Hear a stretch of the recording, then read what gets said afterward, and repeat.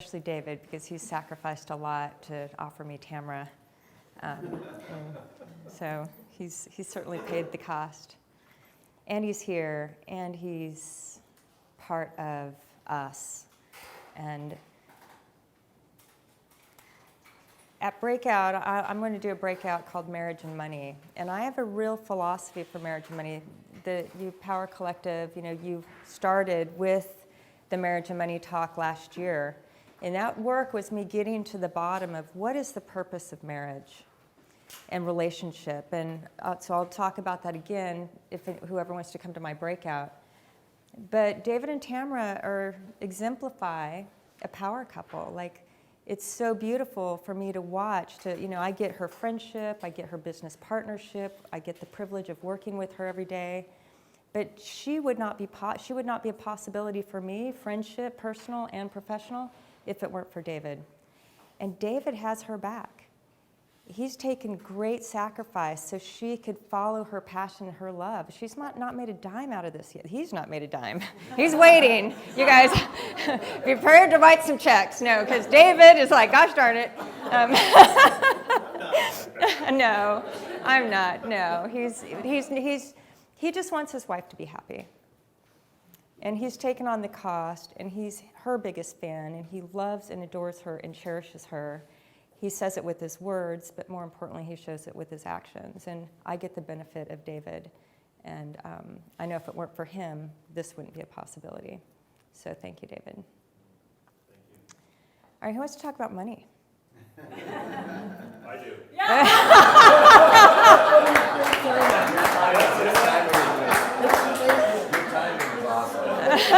That was perfect.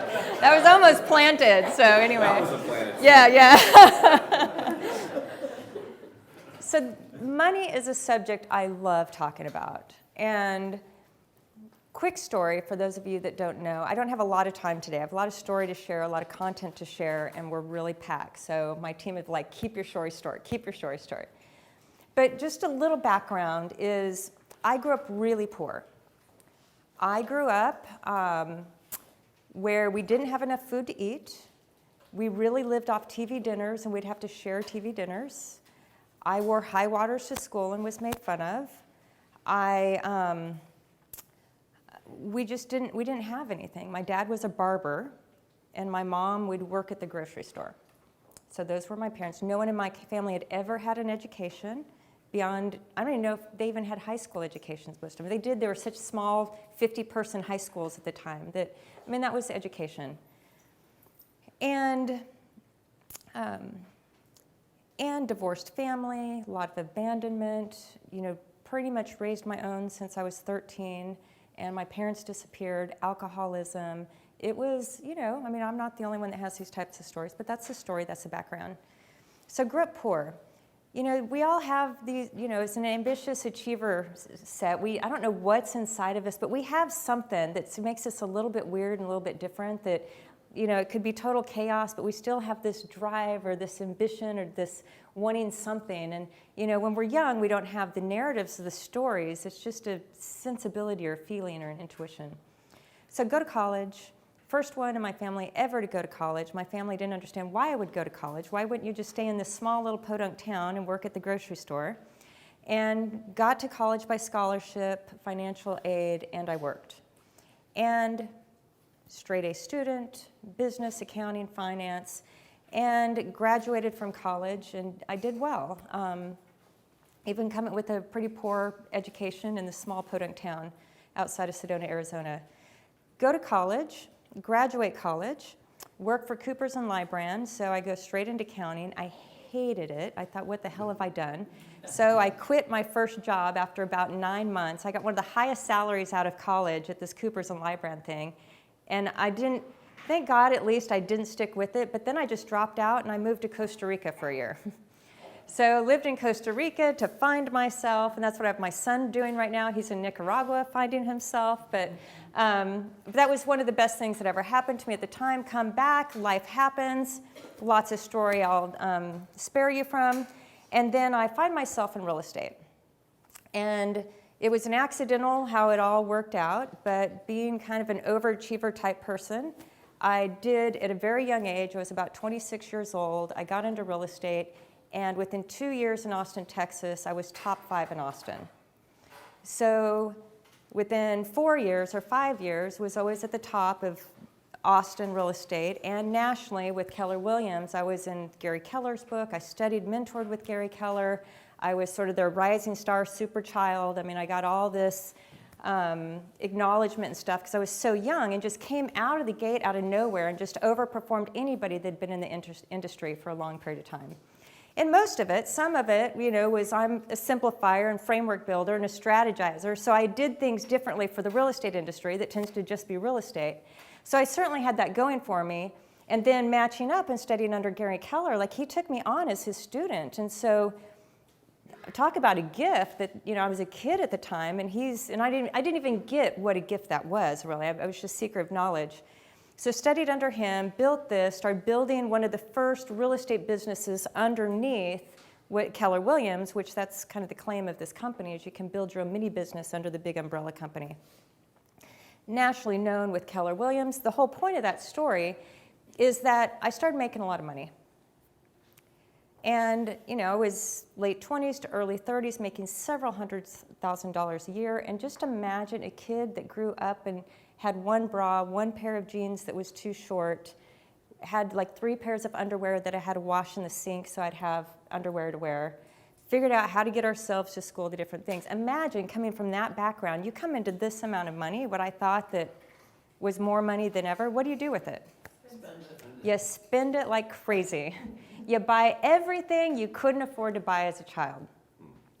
So I was in that story for quite a while where I made for me, it's at the time probably $350,000. So it wasn't a ton of money. It's not like millions of dollars. But it was like millions of dollars. But even back when I started 20 years ago, that was a lot more money then than it is today. But even then, it felt like millions of dollars compared to where I grew up.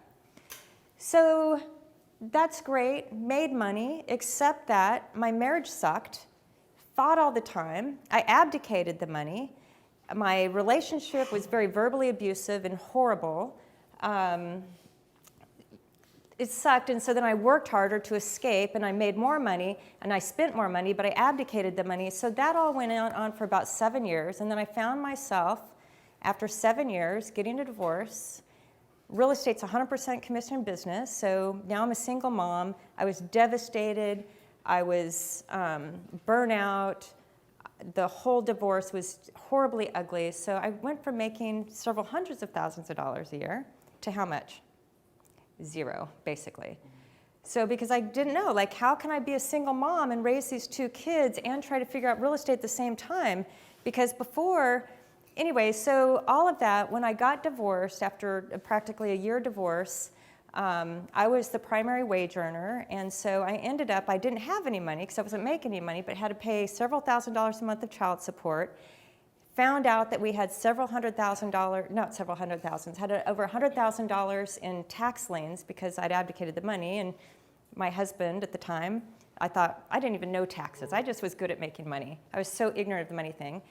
But we had over $100,000 of tax liens that I had to pay because I was the primary wage earner, the only wage earner, and about $50,000, $60,000 of credit card debt. So here I was, alone, single mom, no income, and have to pay child support, private schools, continue that, and am laden with almost $200,000 of debt. Despair. Part of the story, I actually wound up in the high school. This is where Gary and I actually started a real friendship, is because he knew me through Keller Williams, and he was in Keller Williams too at the time. We were friendly during my marriage, but just friendly. We did some business stuff together, whatever. But he came to the hospital. And I was I was just standing. I was actually sitting in a seat at an event. I stood up and at a break, and I was so stressed and everything at the time, I stood up and I was paralyzed. So I was standing like this, my eyes were open, and I couldn't move. And I had heard the screeching sound in my ears, like a train that's screeching along the brakes along a rail, the track. I didn't, and I couldn't move, I couldn't speak, I knew something was terrible wrong, but I was paralyzed standing there. I don't know if I was there for seconds or minutes or how long it was, other than I'm trying to talk to myself in my own head thinking, talks. Have you ever had a dream where you're trying to talk in your dream and you can't speak? I think that even almost happened last night, actually. I had a dream about something like that. But it's like that. Like it's like being stuck in a dream where you're trying to scream to wake yourself up or say something you can't, nothing would come out. So finally, I don't know, and I just remember, I'm like, just scream, just say something. And I couldn't, I'm paralyzed. And finally, all that came out was a gurgle that said, help me. And I'm standing paralyzed. And everybody had gone on break, and so on and so forth. There's one person, I remember who it was, that was standing there observing this. And then finally, like a snap, I came out of it. Scared, and I was shaking, and I was trying to explain what had happened. And all she said is, I think we should get you to the hospital. I just witnessed something that didn't look right. And I'm like, no, I'm fine. I don't need to go to the hospital. And I sat for a while, but then I'm starting to feel nauseous and stuff. So they take me to the hospital. So where Gary and I, sort of the initial spark, I think, that we got together several years later, but he was one of the people that came to the hospital during when I was at the hospital at that time, in the ER, trying to figure out. And I mean, I was hooked up to every machine, so on and so forth, and the doctors basically said you had a stress stroke. And your brain shut down because of too much stress. And the only reason, this is like death story number one, almost death story number one, the only reason you probably came out of that is because you're physically strong. Like you're strong and probably pretty healthy, and so you were able to come out of it. But the doctor said that when people have that stroke in their brain, they never come out of it. Like it damages your brain. And it actually did. That was the first part of damage where I'd noticed, like I'd always had sort of not a photographic memory, but this real memory ability. I think that was part of what carried me through school and different things. Those things tended to be easy. I just could remember things. And after that, I didn't quite have that same memory. I didn't have a memory ability. It was much harder to try to retain things. But anyway, that was the status of that. And so finally, I just looked at my kids. I realized this money thing. There's something to this money thing. So I know a lot of people have figured the money thing out, but this sucks. And it's not. That was the lesson, is that it's not an income game. It's not about the income, because I made a lot of income and I was dead broke. And worse than dead broke, I had all that debt and I'm in the hospital. So I made it my life mission at that point for me to go try to figure out this money thing, because I looked at these two little children who were 5 and 6 at the time, and I'm devastated because I'm thinking I so wanted a better life for them than what I grew up in, but here I am producing the same broken family, the same financial situation, the same everything. Like it was such a reflection, like all this stuff. I was just heartbroken thinking, Christina, what are you doing? And so that was the catalyst for me to figure out the money thing. So Audrey Network was part of that, books, programs, everything for me to do this, to try to learn the money thing, because I didn't want to be there. So that was sort of the genesis of everything. When 2013 happened, I never thought I would be teaching any of this. Like my goal was real estate and stayed in real estate, and I thought that was the end, for me. But 2013 changed me, and then I thought, I've been studying all this stuff, and it's worked, and I think I have a good story, and I think I've proven certain things to work, so I think my purpose is to share what I know and what I've learned to help others, and my gifts too, because I know that I'm able to put things together that have enabled me to change my life, and Gary and us to change our life, and could pass it on. So the final part of that story is the first lesson was that it's not an income game. And almost everyone in the room, we realize it's not an income game. I mean, all the conversations on income, but it's not about income. Income's just the accelerator. But we've been tricked, I think, to this other side of the equation, that especially those of us that studied with Audrey, was really shoved down our throat, this capital at work model. And capital at work, you've got to have your number. If you don't have your number, you're fucked. And you're going to live in a trailer home, and life is going to suck. And,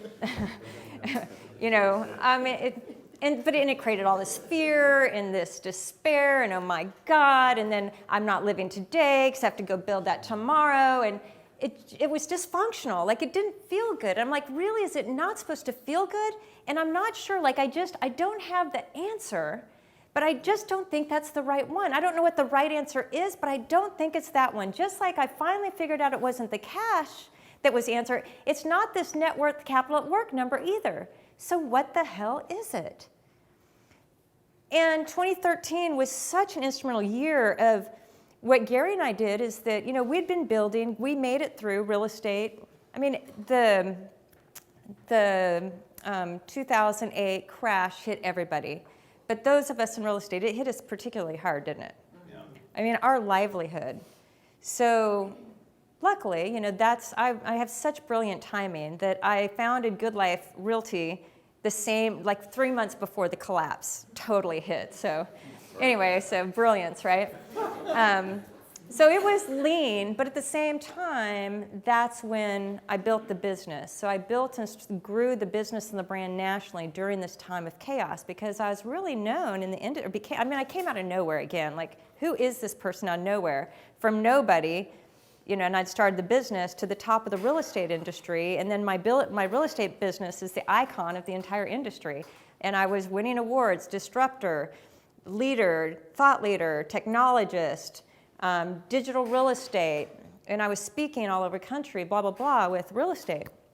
So that was, built it during that time, and however, it was lean because it was in the crisis, and everyone in the business, some people have made it back, but most people in the business went out of business, and we're growing this business, total startup during this time. But everything that Gary and I made, we pretty much put it in, so we're living pretty lean, but we're starting to build the assets and this capital at work model, and I'm just realizing how life sucks because, my God, now we're so far behind, now there's been this collapse.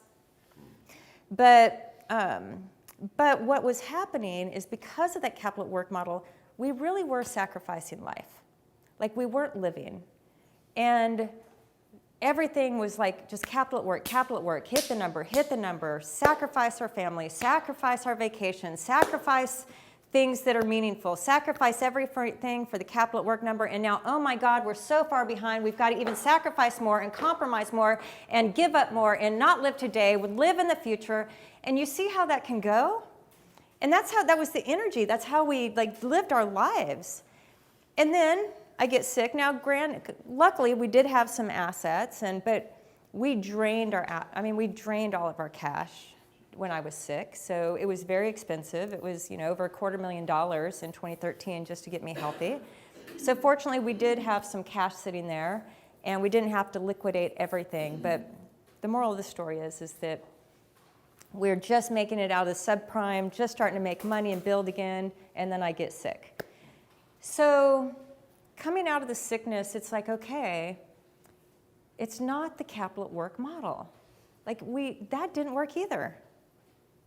Because on my deathbed, like I said yesterday, I just realized I deferred my life. I was sacrificing my life of living to hit a number. And that number was given to me by somebody else. So anyway, that's where I started working on this work is that I don't think that's it. So, time goes on. And the first thing I worked on was the cash flow method, the cash flow method part that I'm going to show you here in a second. But that was breaking down the cash so that we could start flowing our cash. And then I moved to the balance sheet. So that's what I'm going to talk about today, starting now. And it's really the idea of what I call the retirement myth. So there's this word retirement. And just like yesterday when we talked about the health myth, there's a lot of myths out there that we've believed to be true. We've been good boys and girls. We've done what we've been told. And we've eaten a low-fat diet. And we've done all these things, just... So remember Snackwells? Remember how good life was when you could eat those Snackwells cookies because they were, and the Intermins cakes and stuff, that it's a low fat, I can eat this whole thing in one sitting. Sugar, all sugar. But anyway, there's the health myth. And now we know, like, no, that's so way off. In fact, it's killing us. So let's bust that one and then learn how to be healthy. I think the same thing now on this other side, on the other wealth side, is the retirement myth. The retirement myth is we're living our life. Capital at work and retirement, in my opinion, are synonymous. So write that down, capital at work and retirement.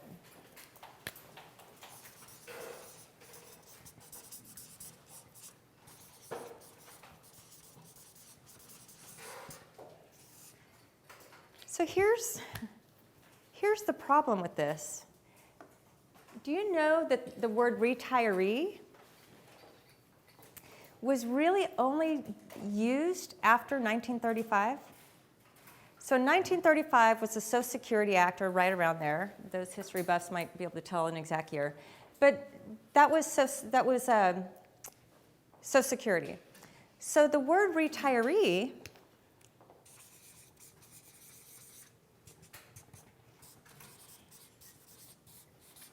was really only put into full use since the 1940s. So was there retirement prior to 1940? For generations, since the beginning of time? So I don't know, how many years is this? 60 plus years, whatever? So in not just a few decades, we've moved from whatever was before that, life was before it, that now where we're headed, our whole life is about one word. Financial planning is all about this word called retirement. This is a mistake. To plan our life around a word called retirement, I think, is flawed. It's setting us up for despair, not enough money, some different things. So what I'm asking some open-mindedness is to work with me here, and my goal is to help eliminate the word retirement from our vocabulary. It didn't exist pre-1940. Let's not let it exist moving forward. Or if it does exist, it will exist, but it's one small part of a bigger equation. It's not the equation. So the biggest sort of, I think, tragedy, if you will, of the word retirement is it says the reward of work is the end of it. The reward of work is the end of it. So we're all working to the there. Retirement's the there. So we're sacrificing everything today to get there, to get to that number. And it's saying, none of this matters. All of this is just for the money. Everything's for the money to get to that number. So it makes the meaning of all this about the money. Now, make no mistake, we all know the money is important, but is the meaning of life the money at the end of the rainbow somewhere when we're too old and sick to actually enjoy it anyway? The goal is not retirement. It's the wrong goal. It's the wrong word, at least, for the goal.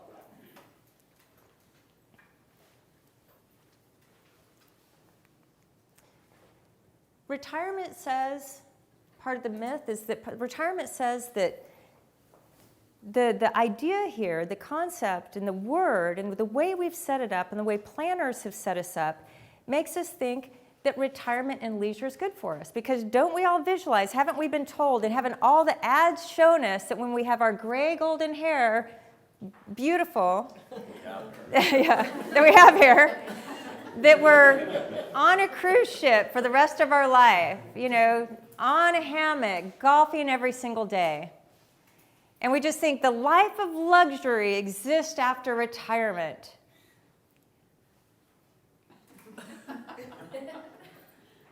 I don't think so. In fact, John Gray gave us a statistic last time that I don't know what percentage of men, successful men, that within 3 months after retiring have a heart attack. Boy, see, we've deferred our entire life to have a heart attack 3 months after we retire. That sounds like a good life to me, good idea. So I'm not so sure. I'm going to disagree. I don't think retirement and leisure are good for us for 30, 40 years after that capital at work retirement day, that retirement number. This is the one that really bothers me. What it basically says is that when you're 62 or 65 or 67, whenever the government tells you that you can claim your Social Security and your retirement, you're invaluable. You're not productive for society. Get out of the workplace because you're too old and you suck. Screw that. It's the opposite that's true. We're most valuable when we're older.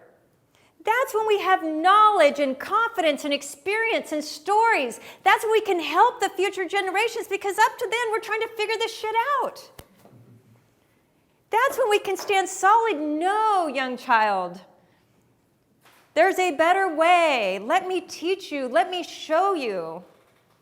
That's why it's such an honor and gift to have the opportunity to work with Fernando. He's wisdom. To think, to be able to study with him and learn from him. And if he imparts some of that on me, what can I do? But if I have to check out here in just, a few years, no. We're valuable when we're old. Now, our culture and our advertisement and all this other shit we see every day doesn't say that. Life is in being perfect and young and all these things. Yeah. There is virtue to being young, but there's more virtue to being old. But we've been convinced that when we're old, we are not valuable. And I know people now that have retired, they're out of the game, and then they realize this, they try to get back in it, and it's too late. Because then to try to get back in when you're older is tough. You can't leave.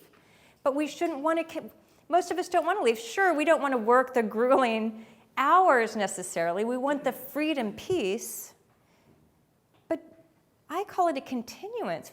We might hit a time, which I'm going to talk about in a minute, which is the transition period, this conversion that I call it, but then it's a continuance. It's not ceasing.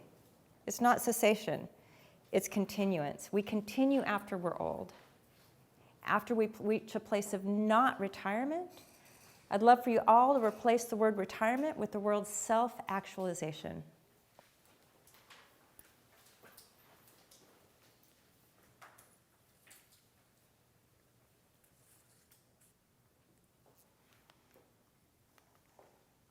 So here's some truths about retirement. I think those are missed. The truth, retirement can create existential despair. Because our work, when you're doing your life's work and we dedicate 10, 20, 30, 40 years, it becomes us. It is who we are.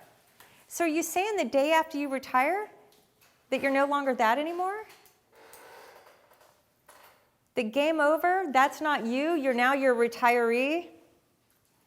Golf every day, that gets old. For anybody that's passionate and intelligent, has all this knowledge and wisdom and loves to make the world a better place and teach and lead and share and grow people, and now I can't do that anymore? Existential despair. If somebody, and you know how I know that? I know it. This isn't theory.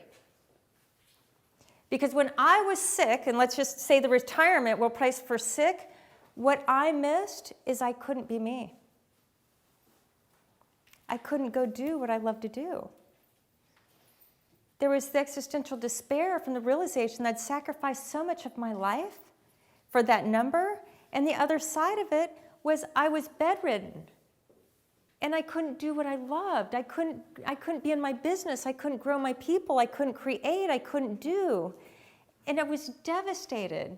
And all I remembered was only like, oh my God, I just want to be doing what I love to do, and I can't. So that was forced.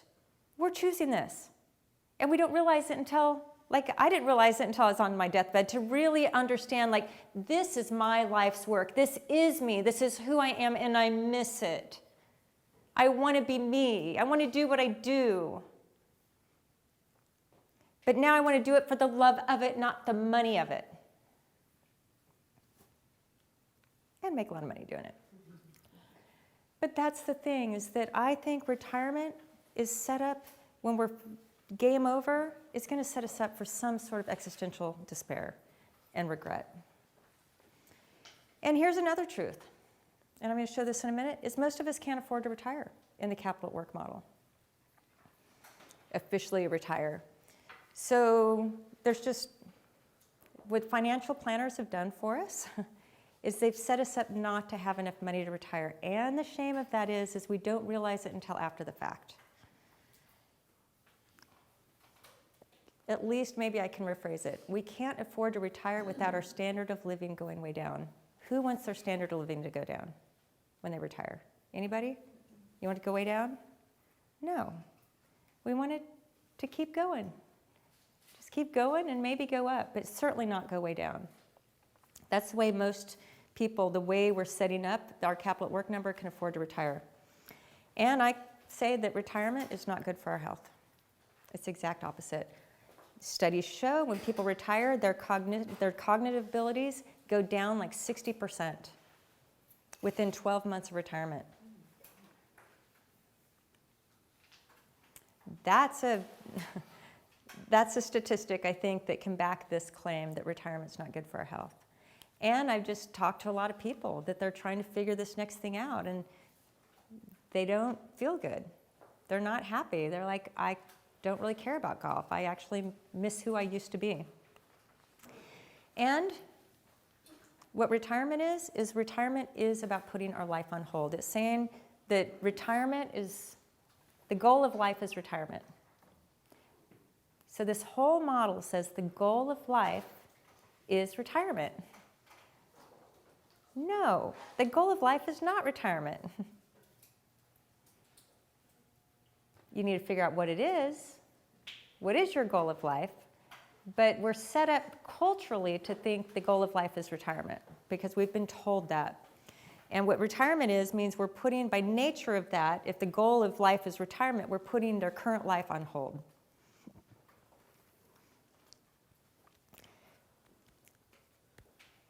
And the truth about retirement is that retirement makes it all about retirement.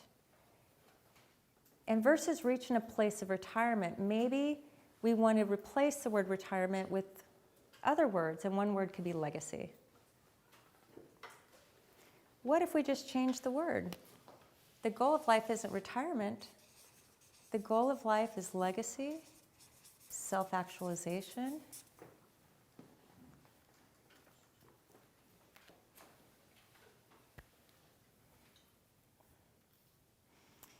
These are some of my words. You might want to replace them with some of your words. But to get to the bottom, what is the goal of life?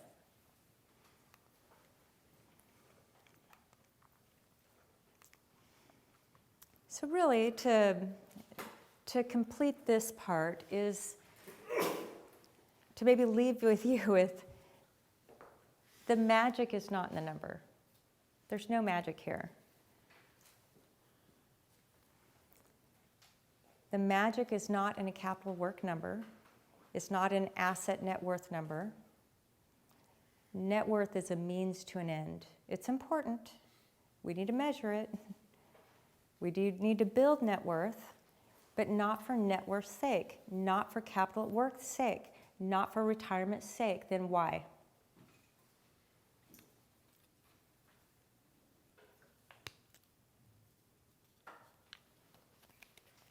Anybody? To have choices, freedom of choice. It is freedom of choice, and from a financial standpoint, what gives you the freedom of choice? Do all of your assets give you freedom of choice?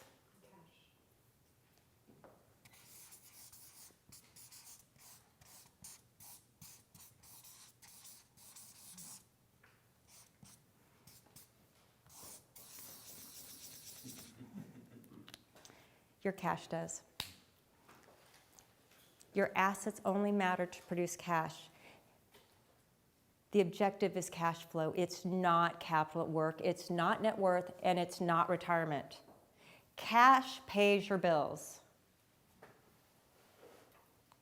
And what you don't want to do, especially when you're in a situation like I was in, you don't want to have to liquidate all your assets. If Gary and I had to liquidate everything because we had no cash, we would have been liquidating our real estate, which is most of our net worth, at the time we're at their very lowest. If we'd just been focused, and that's where I started realizing this, if we'd just been focused on net worth, we'd have been screwed because we wouldn't have had any cash. No access to cash without liquidating our real estate was at the lowest value ever since our adulthood. That's what you don't want to do, but that's what you do when your goal is net worth, retirement, capital at work. It's not, it's cash flow. Say it out loud, cash flow. Say it out loud again, cash flow. Say it out loud again, cash flow. Cash flow, cash flow, cash flow, cash flow. Cash is what we pay our bills with. That's what underwrites the cost of living the life we want, so we have those choices. Cash flow. So we have to get out of that old mindset of retirement, capital at work, and just get into a mindset of cash flow. It's a different strategy. Different end game means different strategy. Capital at work is a means to the end, it's not the end. But that's not what we're being sold. It's old age mentality, mindset, philosophy, and actions and practices. Why? Because it actually worked for the time of life where Social Security was invented and you had a pension. And you could retire and then you lived 5 to 7 years after retirement. That model worked great for that. Who wants to die at 67? Anybody raise your hand? What, nobody here? You don't want to die at 67? Then guess what? You'd better get out of this. Unless you really want to die at 67, you can retire at 62 and you can enjoy the golf for 5 years.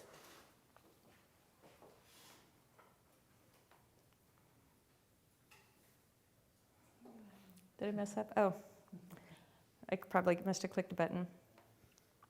Enthusiasm. Yeah. You guys wonder it's not going all over the place. So here's something you want to write down. Our wealth is not measured by our net worth. Our wealth is measured by our cash flow.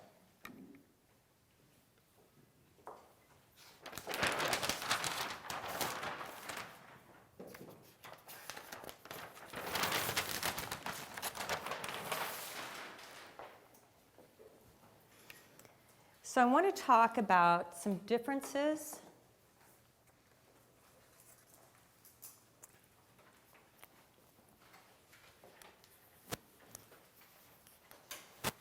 between capital at work model and what I call my cash flow model. So I've invented my own model, and I'm sharing it with you. So if all of it or parts of it serve you and can work for you, or maybe you can move towards it, then I'm offering it. And this has been, work in progress and figuring it out. Now I'm going to go over this pretty quickly. I say that all the time, as quickly as I can. But for Power Collective, just so that you know, we're going to go this in detail tomorrow. So, this afternoon and tomorrow. So, but yes, this afternoon. So our time, when everybody else leaves, we're going to spend some time on this. We're going to go much deeper. I'm going to break down all the component parts, and then I'm even going to open up the hood under Gary and my book so you can see how we're actually putting this how it's all working, if that will be helpful. And then you can ask any questions, and we'll have our wealth experts here for you so you can ask them questions too, more detailed. So the purpose of investing, when it's the retirement model, the purpose of investing is what? Yeah, asset accumulation. So that's good.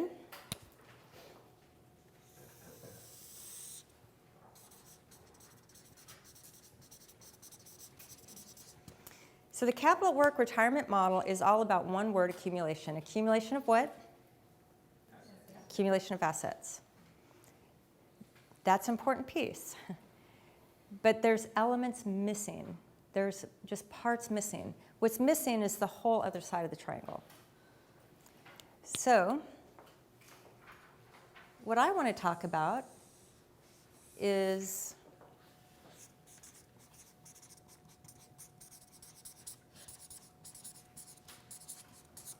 the cash flow method, which has three parts, but this part of it is on the balance sheet side, and it is the accumulation of assets. So this is the same as the capital at work model. But we're equally concerned about what's called distribution and legacy. So it's two other concerns beyond just the accumulation. So as we're working, fully working, building our businesses, building our careers, really in the growth phase, it's about accumulation. We're accumulating assets, sure, but it's about self-growth also, business growth, relationship growth. It's about growth. So the capital at work model only focuses on asset, accumulation, net worth. And I'm saying this whole side of the triangle, yeah, we're building assets, but we're also focused on growing, living, learning, becoming, coming into our own, building the relationships, our foundations, what we care about, learning, taking care, going through different phases, growing our children, and then reaching a phase like, holy shit, they're out of the house. What do my spouse and I talk about now? We have to figure these things out, build our marriage. So that's asset growth. But there's another part to this. I mean, this is like the steady, for the capital at work, this is pretty much what's called a steady flow. That's not even flow, but it's, we save and we do our steady investments because we take that percentage out, equal payments more or less every single month for the rest of our life. And we put those equal payments into our 401k or IRA, our retirement accounts. They're even called retirement accounts. So into our retirement accounts, whatever our retirement accounts are, and it's just a steady payment. And if we're good boys and girls, we might have enough if we start at age 21. And then we can retire at 62, 65. Did any of you have this figured out at 21? Oh, I wasn't the only one? I wasn't the only one that spent all my cash and no? So that's one flaw with this model. It's like the assumptions it makes, it's like, yeah, it can work. It can work beautifully. Just the compounding, put in your steady stream of payments for the rest of your life. If you were the one out of 1 billion who started at age 21. For the rest of us that figure this stuff around 40, we're kind of screwed at the capital at work model. And that's what the Aji Network did, was make us fear-bound, like, oh my God, you don't have enough, you stupid dumbass, you didn't start at 21. If you're as smart as me, teaching this, you would have. So, that's the capital at work model. Now here's I'm going to put the capital at work model on this side.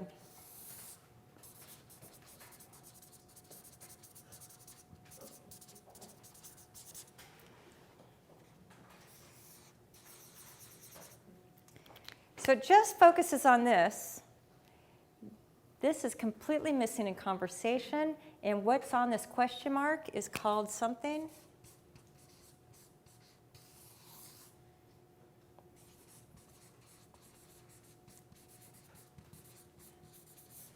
So you'd make your steady payments, your religious payments, your once a month, just feed them into those retirement accounts because that's what you've been told to do and try to reach that number. And we all know we've made bullshit high numbers that we'll probably never get to anyway. So we do the steady stream. And then when we hit this side, we're going to live off the interest of those accumulated assets at 4%. Inflation's going to eat 3% of it, so we really get about, maybe 1%. So our standard of living goes down. And what happens over here if the stock market goes down? If the value of all those assets goes way down, at the beautiful timing, just like when I started my business, my timing was so good. If I followed this model, I'm sure I'd just have equally brilliant timing, that the day I officially retire, what happens to the entire market? It crashes for the next time. Pretty risky, don't you think? That we're sacrificing and doing all this stuff and being our steady payments our entire life for no guarantee on the other side. And if the market goes down, then we live off a lower return. And then if it goes up, then we can take out more money. But our standard of living is going to match the market. Does anybody want their standard of living to match the market? If there was a better way, wouldn't you want to know about it? So on this over here, Round two.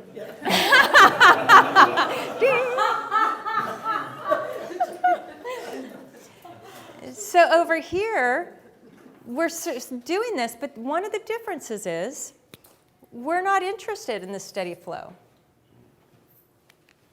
It's not steady. This is a cash flow game. It's not steady, build our retirement accounts and put our monthly amount in. That's part of it. I'm not saying don't do that. I'm just saying don't only do that. The last thing if the best we've got is a steady stream, then it's certainly better than nothing. But we don't want a steady stream. What do we want to do during the accumulation phase? Not build assets, build what? Cash flow. We want to build cash flow. We accumulate that into assets, yes, but it's cash flow, not assets. Cash flow, not assets. The game is cash flow. You invest in these different assets and do different things for the cash flow, but the goal is cash flow. How does this work with cash flow? How does this affect cash flow? What do I do with cash flow today? How does that produce future cash flow?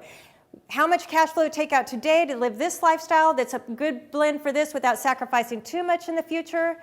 But then how do I know what I want that future cash flow to be? And there's another word I want to give you that's really, really important. Cash flow is a good word, right? What if we put in front of the word cash flow, what if we put the word guaranteed? If I could tell you, that sounds like a sales thing. If I could tell you, but if I could tell you that there were a way, I'm laughing because it sounds so salesy. I don't mean it this way. But if I could tell you there's a way, and I'm not saying there is, but I'm saying if there were a way, that when we hit what I call this peak up here,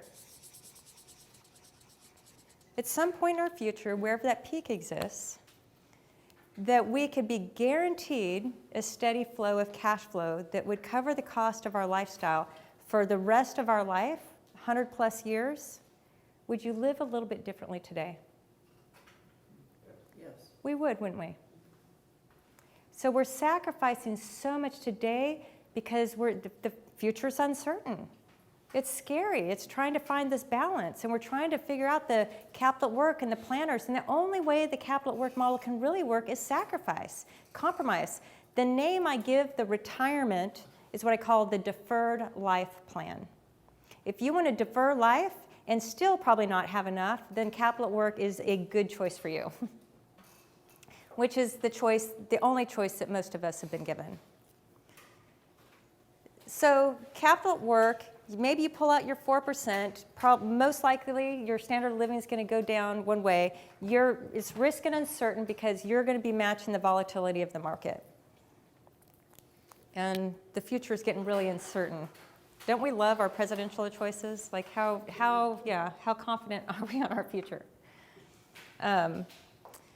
So what we want to do is not do the steady stream here. Where do we want the steady stream?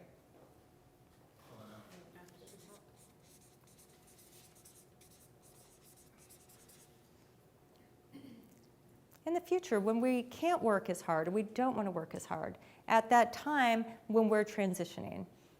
But we want the steady flow when we're old, not when we're young. When we're younger,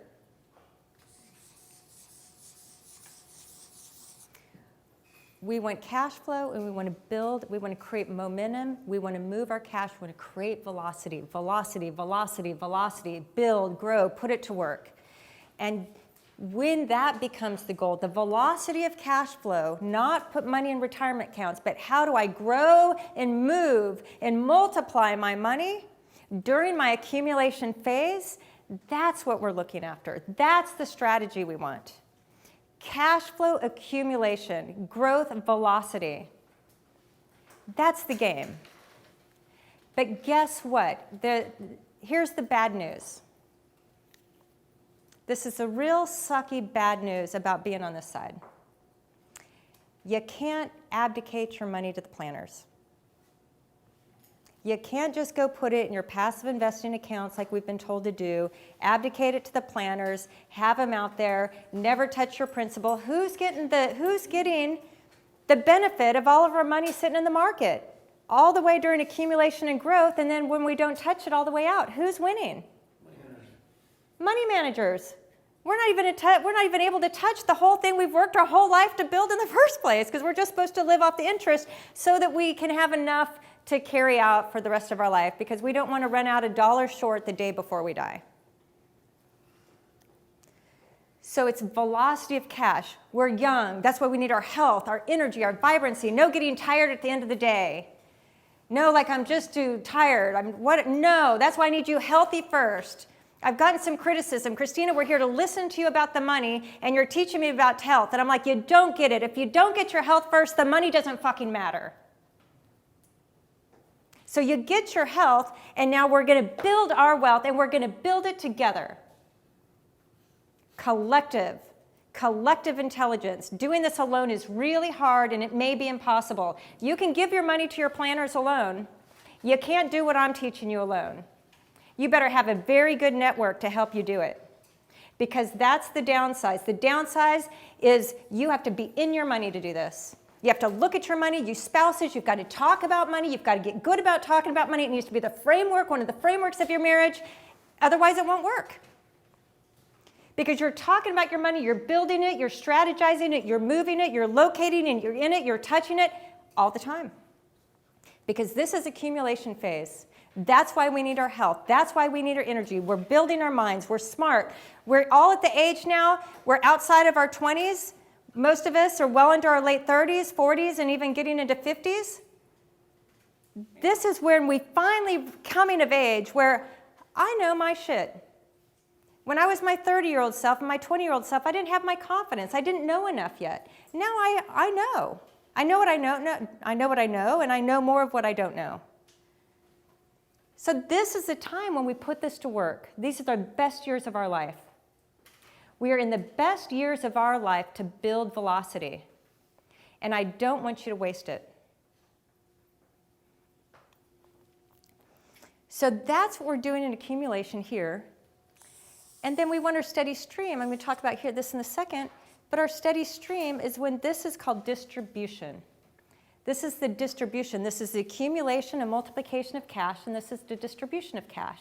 We want it not to be steady here. We want to build it, move it, what I call multiple uses and multiple, that's a velocity of money. Velocity means $1 has many uses. And if anybody goes to listen to Jason Giorgio's workshop tonight, this afternoon, he's going to talk about how you do the multiple uses. And he's one of my people on my wealth strategy team. So that's here. Then in the cash flow, we're talking about distribution. Distribution of cash flow, accumulation of cash flow, distribution of cash flow. And it's part of the strategy. And then another thing that's not even in this model at all, but personal side and all this marriage, self-growth, business growth, that's absent, because the whole thing is retirement, capital at work, and reaching a number, and the whole strategy and conversations are all about that, and that's all your planner can talk about because they've not been trained to think anything else. But with the legacy piece, over here's legacy. We want a distribution of our cash. We've accumulated. Now we're at a point, the peak. Now we've moved to the distribution part of the strategy, and the legacy. And we have the legacy of our knowledge that we start imparting somewhere along this line. And then we have our final legacy when, it's true wealth transfer, game over. And then we pass our wealth on to future generations to hopefully do something with it. Our cash wealth.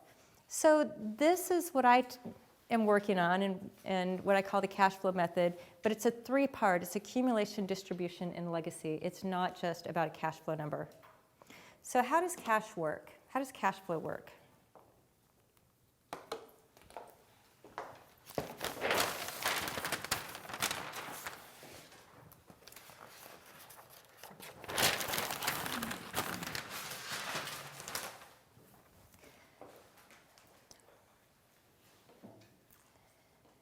So when I say the word cash flow, metaphorically, I want you to really think about flow. Think about water flowing. So that's the metaphor. We're just going to use flow. What happens to water when it gets stuck? Creates pool. Yeah. We don't want stagnation. We don't want it to pull. We want it to always be flowing. Energy has to flow. So yesterday we talked about health currency, which is ATP. And that's when the mitochondria convert in our cells. It's the power plant for helping us convert our energy, our mitochondria convert into energy we use. And that's ATP, and I call that a currency. And our gene wealth is our lifestyle. So I'm using these terms, health and wealth, they're both same times. We have energy on the health side. We have a currency that we use, which is ATP. That's what we covered yesterday. But it's flow, it's current. Our bodies are electricity.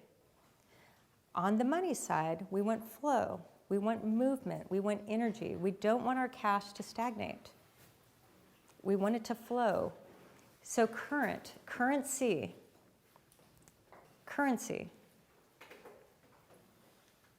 Part of the root, current. What is current? Currents flow. A current is water, air moving in a specific direction. Or it's a specific flow of electricity. Current. Energy. Flow. Metaphoric and real. Flow, movement, energy, current, currency, not retirement.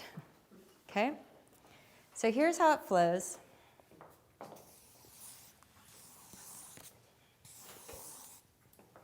Call it the 3 B's. Business, buckets, and balance sheet. And we use these 3 financials basically as a cash flow, to flow our cash, to organize our cash, to move our cash. So we build our businesses or careers. But as a business owner, everybody that's a business owner, we use our business and we may pay ourselves a salary out of our business, but ultimately what we bring over here is the profit from the business, our portion of the profit of the business. And it may be paid out in different ways. Profit, my other businesses, I don't even work in them anymore. I just get a nice dividend check every month, but that's cash flow. And I move all that cash flow, Gary and I move all that cash flow into, this is just our home account. This is our home financial statement. But it's our expenses, our income and expenses. So it's the money that moves from here that hits our financial books on the income expense side. People historically have called this their household budget or whatever, but it's the flow where you're moving and paying all your bills. Cash in, cash out. And those of you that studied with me last year, this is what we focused on. This has been my goal, especially with Power Collective, but those of you that have been following, but we've been really focused on this second piece. And that's just the bucketing system. And it's where we take our gross income, minus our taxes, minus our investment buckets. And we have 2, the health bucket and the wealth bucket. Then we have what's our spending cash. And we take out our living and luxury expenses, our L2s. We take out our savings buckets, our other 3 red buckets. And then we take out our debt payments if we have anything. And that's our income expenses. But we're filling these buckets. Why?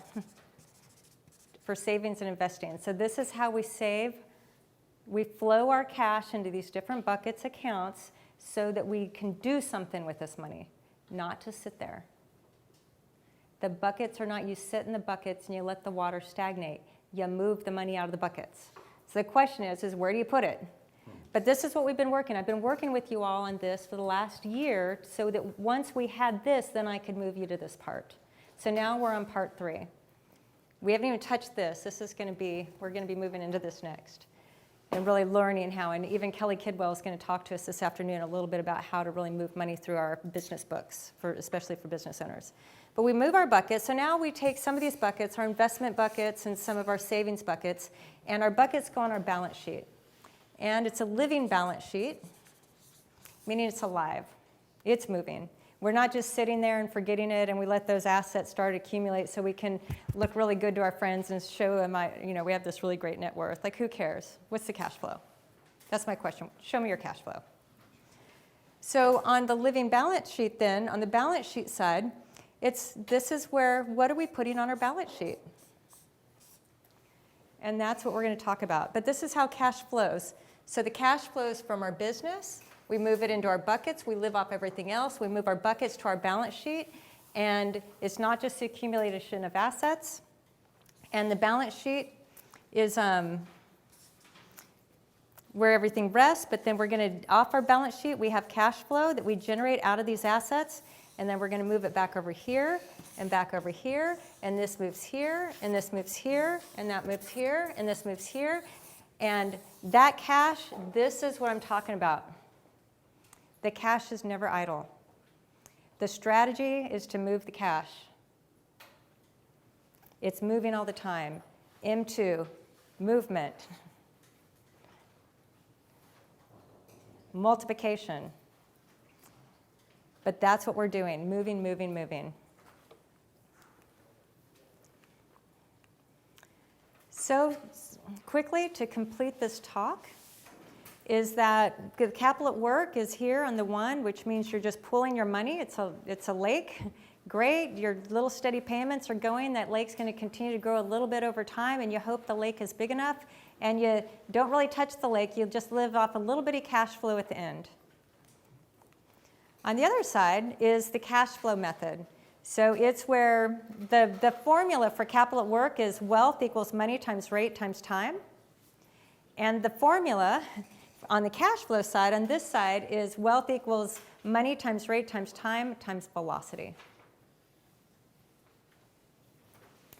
The game changer here is how you multiply your money. It's in the multiplication game, not in the accumulation game, during our accumulation years. So here are some quick differences. Is the capital at work is about return on investments. Accumulation, then live off some return. That's great. If you look at the right, that is on the right-hand side, the right-hand column also. But you'll see that there's a lot of pieces missing on the capital at work side. On the cash flow side, what we're looking at is we need a strategy because the concerns are we want to produce return. We want maximum cash creation over even on the business side, but how we really create the maximum, a minimum of cash, lots of cash creation. But we also now need to start being concerned about protection. Protection is missing. Protection is key. We've worked so hard to build what we have that we finally at a stage where we have some assets, we have some good cash flow, we have some businesses, and most of us are underprotected. Now it goes to protection. So if we're not in protection conversations, it's a missing piece on the balance sheet. Velocity. Look at velocity. Other words, Power Collective, we're going to work a lot on this word, but certainty. This is where I can show you the word guaranteed stream at the distribution phase that most people don't even know about. We're going to learn how we can start our strategy so we have guaranteed cash flow that's a guaranteed amount of cash flow for the rest of our life. This is what I'm calling the 100-year life journey, that we have enough for 100 plus years and have no fear of running out, and it's not dependent on the market. And then we need legacy, tax shelters, tax planning. The more money you make, the more we have to get more strategic with our taxes. And then to talk about health, happiness, and relationships. So finally, I say Let's quit using the word invest, and let's move it more to a symbol. Invest, the word invest is somewhat passive. Just look at the definition. So the word invest, when you just look it up, the synonym for invest, actually, it's not even the definition, means to move money into. So we're moving money into that lake. That's great. But I'm saying instead of moving money into something, set it and forget it, let's start assembling our financial fortunes, our financial futures, and our financial future cash flow. And what assemble means is to put together component parts. And what I've created and what I'm going to be sharing with Power Collective this afternoon is the 8 components to building velocity and guaranteed cash flow through the distribution phase, the entire strategy of the entire mountain. So let's don't invest in assets, let's invest in our living balance sheet. Assemble, thank you, assemble. And then this is what it looks like. This is what we're going to be working with this afternoon. Power Collective is we're going to be looking at the 8 components. Here they are. I'm going to talk about how we move from bucketing, which is the middle, part 2, into part 3, which are the 6 components of assembling. And it's the 8 parts. If you want, for everybody else, you want to write these down. But it's protection, investing, taxes, velocity, certainty, and legacy. There are only 6. She keeps saying 8. I mean, there's 8 shuns and there's 6. Sorry about that. So there's 6. And this is circling back to the word freedom. And then underneath there is a toolbox. I'll be talking about the different tools to help assemble your financial plan, what I call your 100-year financial plan. And then finally, for Power Collective, what I'm going to be sharing with you is what I'm calling the WISE strategy. So it's exactly what Gary and I are doing to create the velocity in our entire plan for our entire life strategy. And we're going to break that down for you. The big thing here is that we're looking in part of our strategy, our concerns are owned assets, cash flow, control, and leverage. And those are the 4 pieces we're looking at where we put our investment dollars and how we break that down. And then we'll also show you, we talk about multiplication of cash. This is an image here of all of our cash streams. So we have our different sources of cash flow, and then I'm going to show you how we multiply it. That's how our cash moves. And guess what? We're just at the beginning.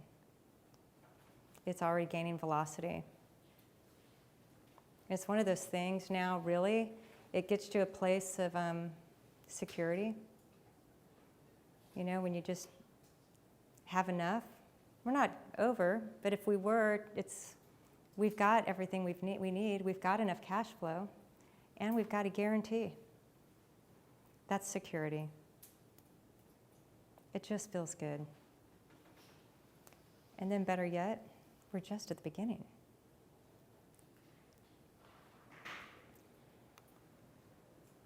Freedom. So this is what we're going to do. Several of you have been asking me about Power Collective and my team about Power Collective. So those of you that have any questions or interested, who just want to know a little bit more, stay here. We're going to grab lunch for you. And you guys stay here. Anybody that wants to hear me talk a little bit deeper, but are really interested in the collective. We have Collective here in front. So we've been spending the last year together. And guys, I'm so excited. We're just at the beginning of some really good, juicy stuff. So I'm excited about this next year to come. But for everyone else that you know what, I'm going to change that actually. What we're going to do instead, I was going to wait for an exercise afterwards, but I'm going to go ahead and start with an exercise now.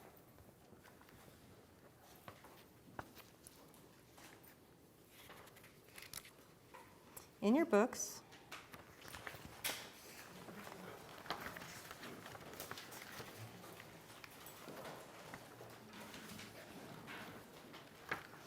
on page 22, it's called the 100-Year Life Design. Remember, we are life designers. This isn't